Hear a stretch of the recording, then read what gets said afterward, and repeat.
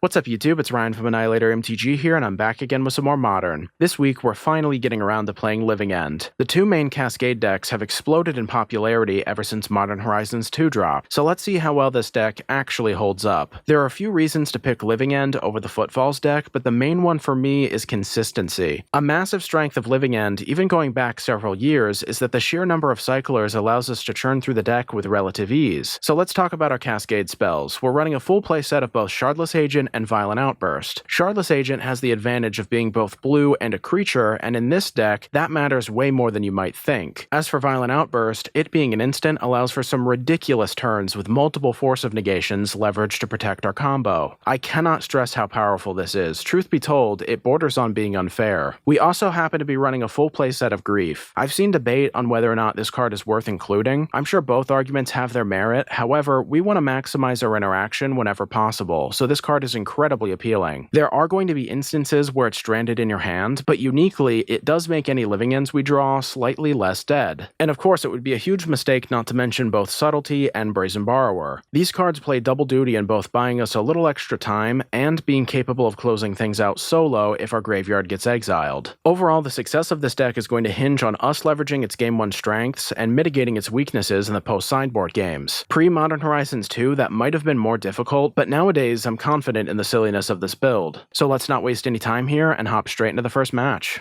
Alrighty, looks like we found our opponent here. Best of luck to you, my friend, and this hand seems good enough. We'll keep. Let's start things off with a Botanical Sanctum and see what they're playing. They jam a Misty Rainforest and pass immediately. Something tells me this is gonna get grindy. Either way, we'll cycle our creature during their end step, hitting another land. Then we draw a Shardless Agent. Excellent. Let's play the Spirebluff Canal, and we'll send it back. On our end step, they crack their fetch for a Triome, then play fetch number 2. Let's see what this Waker of Waves will find us. Some more lands, apparently. Oh boy, it's gonna be that kind of game, huh? Guess we don't have much of a choice. Let's play the fetch. I really don't think we want to play our Shardless Agent just yet. We'd most likely run headfirst into a counter. During our end step, they crack their fetch for a tapped Steam Vents. We see fetch number 3. Let's crack the Misty, grabbing a tapped Breeding Pool. Drawing a Subtlety, that's pretty good. We'll jam the Forest and hold up our spells. They crack their fetch for another Shock, that'll come in tapped, casting Stomp and targeting us. At this point, we have to assume they're playing Footfalls. As if there was any other option, they play a fetch and pass. Since we have 3 blue spells in hand, we can safely jam the Subtlety while also holding up interaction for their Rhinos. The spell resolves, and now we can get to work. Or we can draw more lands, that too. Let's play one of them. Then we'll swing in with our dude. That takes him down to 14. They crack their fetch for a tapped Breeding Pool, casting Stomp number 2. On their main phase, they play a basic mountain. Then after a little thinking, they decide to evoke a copy of Fury. It's worth noting that they did have the option of hard casting it. No doubt preparing for our Living End by loading up their yard. Regardless of that, both creatures die. Let's crack our fetch for a tapped Steam Vents. Getting another Force, that's quite good. Considering their hand size, it feels mostly safe to cast the Shardless Agent, cascading into a Living End. A bunch of triggers happen at once. The Subtlety will target the Shardless Agent, then their Fury will destroy our Subtlety. It feels right to bounce the Shardless Agent, that way we can buy back the Cascade. During our end step, they cast Gone, targeting our Waker of Waves. We could use Force, but this feels like a trap. Up next, they play a Flooded Strand, then we see a Bonecrusher Giant. They swing in, that'll take us down to 8. We'll cycle our dude, seeing our Shardless Agent, definitely keeping that. And finally, we'll crack our fetch for a basic island. Before anything else, we'll move in for an attack. Looks like they see right through us, as they block with their Giant. Then on our second main phase, we'll cast our Shardless Agent, hitting a Living End. Shockingly enough, it resolves. I'm not sure if this is correct or not, but we'll bounce the Shardless Agent once again. On our end step, they crack their fetch for a basic, and finally cast their Violent Outburst, cascading into a crashing Footfalls, and this should be an uncontested Force of Negation. Yes, indeed. They untap and then hardcast a Fury, targeting our Subtlety and then passing the turn. We redraw the Shardless Agent. Let's attack for 7. That'll bring him down to 5. Then I think we're going to cast it, but strictly for the board presence. On their turn, they follow in kind by casting their second Bonecrusher Giant, playing another fetch, and choosing not to attack, drawing another Cycler. Let's swing in for 7. That motivates them to go for the triple block. We trade 2 for 1. Could be worse. No need to get hasty. They suspend a Footfalls and not much else. Let's cycle our dude, drawing a Riverwinder, then a Grief. So we could definitely cast cast the Riverwinder itself, but then we'd be shields down. I think we're just gonna attack for 3. They choose to trade, that's fine. Outside of down-ticking their Suspend card, they do nothing on their turn. We cycle, then we'll do it again, hitting a Subtlety, let's flash it out, and they scoop it up, nice. Okay, so in this matchup, I think we're gonna cut the Subtleties in the Waker of Waves, then we'll bring in 2 Disputes and 2 more Borrowers. I'm kind of winging it here, not super used to this deck, so let's just see what happens. This hand looks pretty good, we'll keep. They get things rolling with a Misty Rainforest. We draw Shardless Agent. Let's play the Spirebluff, and then we'll send it back. Up next, they play Fetch number 2, once again passing. During their end step, we'll cycle the Riverwinder, drawing a Breeding Pool. Let's cycle a Street Wraith as well, make that 2. Finally drawing a Violent Outburst. This hand is really coming together. Think we'll just play the island. Continuing the tradition of passive gameplay, they jam a forest, and that's about it. We draw Botanical Sanctum, might as well play it. During our end step, they crack their Misty Rainforest, grabbing a basic island. Same with their Wooded Foothills, this time for an untapped Stomping Ground. Casting a Violent Outburst, that's hardly an issue. Everything resolves. Then we'll hold priority during their upkeep.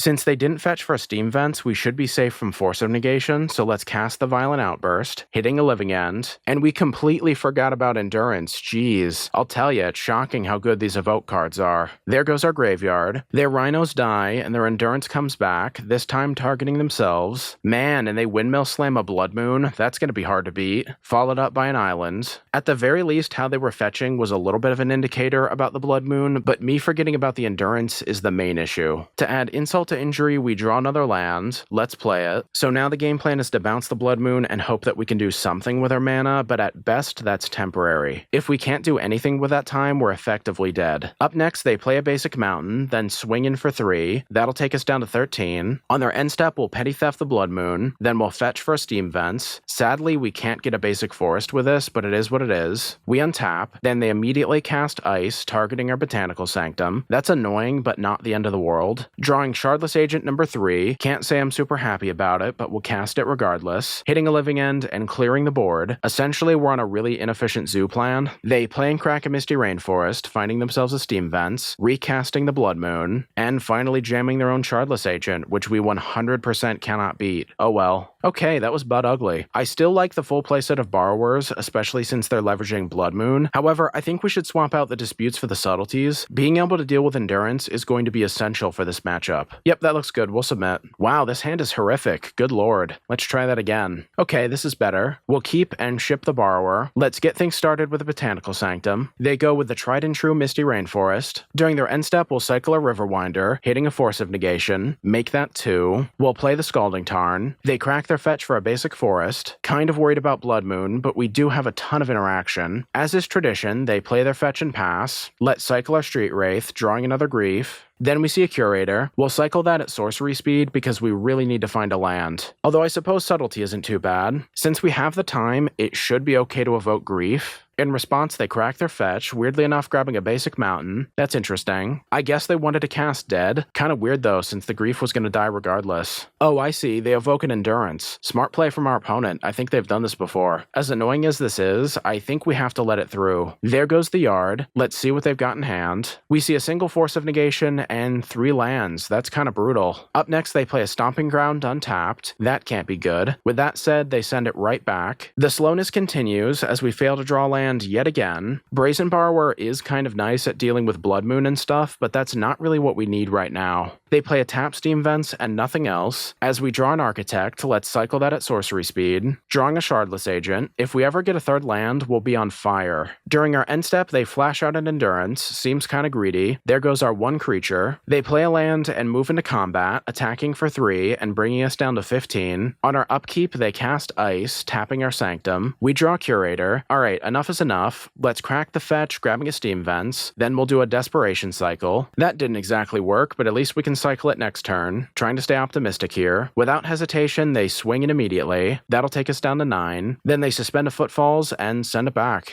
Unfortunately, we draw another Shardless Agent. Might as well go for the cycle. You've got to be kidding. We have to discard something, so I think we'll choose the Borrower. It probably doesn't matter either way. Once again, they attack with their Endurance, this time bringing us down to 6. If there's a plus side to any of this, it's that they don't have a ton of cards in hand, and if there's a downside, it's that we're doomed to draw everything except for a land. Guess we'll just discard the Grief, really developing that graveyard, just not the way we wanted to, attacking for what may be the second to last time, they take us down to 3, and finally, a billion turns later we draw a land. We'll have to play this untapped, so here's hoping they don't have more copies of Fire and Ice. Our best bet is the Violent Outburst, that way we can leverage all this interaction for free. They play and crack a Misty, finding themselves a basic island. As they move into combat, we'll cast the Violent Outburst, hitting a living end. They hardcast a Force of Negation, using up all their blue mana. We'll cast our Force by pitching the Shardless Agent. They cancel each other out. The living end resolves, triggering a bunch of ETB effects. In response to those, they cast a Violent Outburst of their own, hitting a Crashing Footfalls. We can't afford to let them have those blockers, or attackers for that matter, so let's cast Force number 2, once again pitching Shardless Agent. That fizzles, so now we get to resolve the Grief. Think we're going to take their Outburst. The dust has finally settled as we draw another land. Now, unless I'm mistaken, a single Petty Theft should get us there. Let's cast it. That leaves 15 damage on board, and they scoop it up. GG's, that was nuts.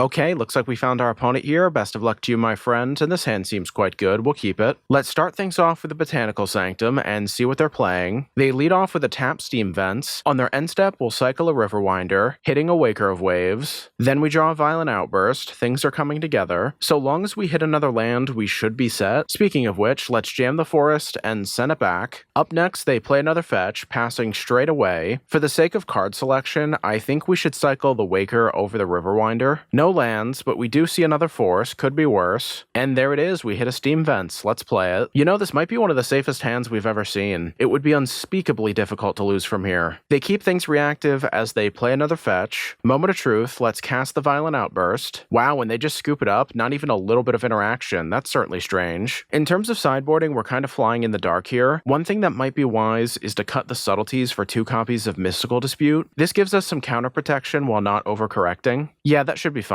Okay, so this hand is a little risky. The living end is kinda dead, and we only have 1 cycler. With that said, there's some great interaction, and if we get more lands, we'll be set. They lead off with the Wooded Foothills. We draw Spirebluff Canal, let's play it. This hand is now significantly better. Up next, they jam a basic Forest. During their end step, let's cycle the Street Wraith, hitting another Shardless Agent. Then we see a Force. Don't have much of a choice here, so let's play the fetch and hold up our spells. They crack their fetch for a tap Steam Vents, followed up by a Temple Garden, okay. Casting a 3-mana Teferi. We'll respond with a Force of Negation, pitching a Shardless Agent. We draw another living end. This might be our worst possible draw. Not only is it dead, but it limits our strength in the long term. Guess we'll just hard pass. On their next turn, they cast a Risen Reef. Is this some sort of elemental control hybrid? That's really cool if so. Then they play a tap Sacred Foundry and send it back, drawing a Curator. We'll cycle at sorcery speed, hitting our 3rd land. Phenomenal. Let's play it. Now we can hold up both Petty Theft and Force of Negation. They untap and immediately cast an Omnath. While their triggers are on the stack, we'll crack our fetch, grabbing an untapped Steam Vents. Then we'll cast the Petty Theft, targeting the Omnath, so now they won't be able to leverage their lands. The triggers resolve as they play an untapped Stomping Ground and cast a very late Utopia Sprawl, finally attacking us for 1. That'll bring us down to 12, and they pass. We draw an Architect. I see no benefit in playing at sorcery speed, so I think we'll wait. They start off strong by playing an untapped Breeding Pool and casting a 3-mana Teferi. This might be wrong, but we'll cast the Force of Negation, pitching the Shardless Agent. We only have a single living end remaining anyways. In response, they hardcast a Force of their own. So our only real option here is to jam the Violent Outburst while we still can, hitting our final living end. Wow, and they evoke an Endurance? Really solid stuff from our opponent. We'll scoop it up. Now that we know what we're dealing with, I think we should bring back the Subtleties. Mystical Dispute is fine in this matchup, and we very likely could cut a few cyclers, but between Force and Grief, that should be enough. We'll submit. This hand looks stellar, definitely keeping this one. Let's get things rolling with the Scalding Tarn. They play and crack a Misty Rainforest, finding themselves an untapped Breeding Pool and casting a Utopia Sprawl. During their end step, we'll crack our fetch for an untapped Steam Vents, then we'll cycle our Riverwinder, drawing into a Sunken Ruins, followed up by a Shardless Agent. We'll play the Ruins, then I think we want to Petty Theft their Utopia Sprawl, that way we can slow them down a bit. It resolves, and we'll send it back. Second verse, same as the first, as they recast their Utopia Sprawl, and it looks like they're stuck on a single land, brutal. We draw Waker of Waves, let's play the Misty, then we'll evoke the Grief. Man, it looks like that Petty Theft paid off immensely. Discarding the Force, then we'll crack our fetch, grabbing a Breeding Pool, casting our Shardless Agent, and cascading into a Living End. That resolves, so now we get another Grief trigger. This time we'll take the Teferi. The Shardless Agent itself will resolve, and we should be good to go. They play and crack a Wooded Foothills, finding a basic forest, casting their Utopia Sprawl, targeting their Breeding Pool, and it looks like they've had enough. GG's.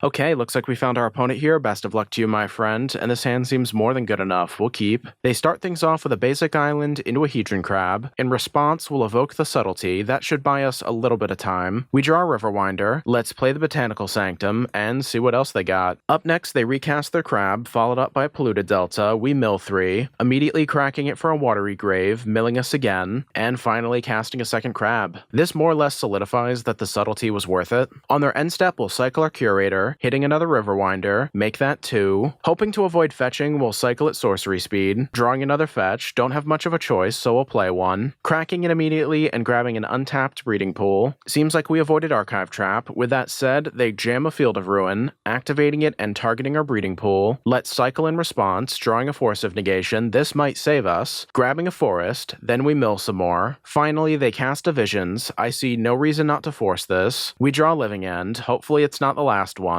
Let's play and crack the Scalding Tarn, finding our final island, casting the Shardless Agent, and cascading into Living End. It resolves, and things are about to get ridiculous. We'll stack the triggers accordingly. The top of their deck is a little subpar. On their turn, they play a Shelldock Isle, and then they scoop it up. Nice. So I think we're going to improv a little bit here. Let's cut the Borrowers, the Subtleties, and the Wakers. That should give us room for 3 Disputes and 3 Foundation Breakers. Even if these aren't perfect changes, I'm not really sure it's going to matter. We'll submit. This hand should do just fine. We'll keep. No ley lines, as they play a Shelldock Isle. I'll take that over a Crab any day. We draw a Curator. Let's play our Misty Rainforest, cracking it and grabbing a Steam Vents. Then I think we're going to cycle at sorcery speed just in case we draw a Grief. Alright, that'll work. Let's hit it. Their hand is pretty bad considering their mana situation. I've said this before, but as good as Fractured Sanity is, you need to be extra careful with your mana. Sure, you can cycle it, but they need to win quickly, at least in this matchup. Shoutouts to Darkness, haven't seen that card since Team Unified Modern was a thing. Either way, we'll take the Surgical Extraction pretty much every time, and then we'll pass. As expected, they play their field and nothing else. Drawing a Scalding Tarn, let's play it, cracking it immediately and finding a tapped Breeding Pool. Looks like they drew an Archive Trap. So here's the thing. Until we're at like 20 cards or so, we don't really care. If anything, us milling above that threshold is actually quite helpful. On our end step, they cycle their Fractured Sanity, then they untap and do it again. No dice, as they pass straight through. We draw Shardless Agent, might as well cast it, cascading into a Living End, and here we go again. Resolving Grief number 1, I think we'll take the Laughter. For the second Grief, we might as well take the Archive Trap. And now we can stack things accordingly so they won't be able to get a black source for their 2 copies of Darkness. This all but locks up the game, and they scoop it up. GG's.